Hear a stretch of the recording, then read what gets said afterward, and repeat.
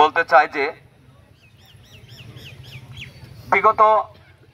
যে দিনটিতে আমাদের ছোট ভাই, আমাদের স্নেহের ভাই রাজীব, যার শরীরে প্রায় 60 থেকে 65টা কোপ রয়েছে, আপনারা তাকে দেখলে বুঝতে পারবেন। তাকে হত্যার উদ্দেশ্যে, তার পায়ের রক কাটার উদ্দেশ্যে বিভিন্নভাবে চেষ্টা করা হয়েছে। এরকম আমাদের আর কোনো ছোট ভাই, আর কোনো বড় ভাই, আর কোনো ভাইয়ের উপরে যেন এরকম গুপ্ত হামলা করতে না পারে, এই ব্যাপারে আমরা সজাগ থাকব এবং আমাদের একতা যেন ওই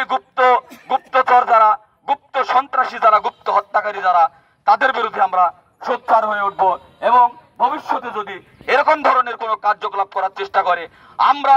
শক্ত হাতে বিগত সময়ে যেমন শক্ত হাতে আওয়ামী লীগকে প্রতিহত করেছি, শক্ত হাতে আওয়ামী লীগকে মাঠ থেকে বিতাড়িত করেছি, আমি আপনাদেরকে প্রতিশ্রুতি দিচ্ছি, আমরা বাউসা ইউনিয়ন বিএনপি, ছাত্রদল, যুবদল, স্বেচ্ছাসেবক দল, আমরা শক্ত হাতে ওই গুপ্তচর, গুপ্ত সন্ত্রাসী যারা গুপ্ত হামলা করে আমাদের ভাইকে আহত করার চেষ্টা করবে, আমরা ওইখানে তার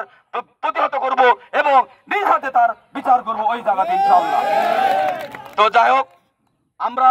চাই না কোনো হানাহানি মারামারি, আমরা চাই না